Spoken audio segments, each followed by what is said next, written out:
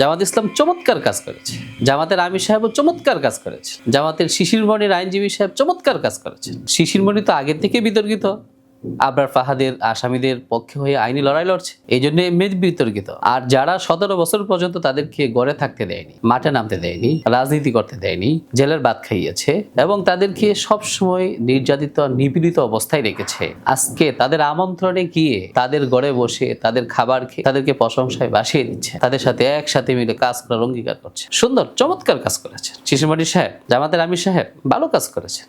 এমন কাজ বাংলাদেশে আরো কেউ করেছে কিনা সেটা পাওয়া খুব মুশকিল হয়ে যায়। চমৎকার জামাত ইসলাম এবং শিশিরমণি সাহেব এবং জামাতের আমির সাহেব, আপনারা চালিয়ে যান। আপনাদেরকে বাংলাদেশের মানুষ, ইসলাম প্রিয় মানুষগুলো সদরে গ্রহণ করবে, আপনাদেরকে এত ভালোবাসা দিবে যা জীবনে কখনো বলতে পারবেন না। একটা কথা মনে রাখেন, দ্য ডেইলি স্টার, প্রথম আলো আর ইসলামী দল কখনো একসাথে হতে পারে না, এক হতে পারে না। দুই মেরু, এই দুইটাকে আপনারা এক করার চেষ্টা করছেন, আর এই দুইটার সাথে আপনারা মিলেমিশে নিজের পরিচয়টাই ভুলে যাচ্ছেন।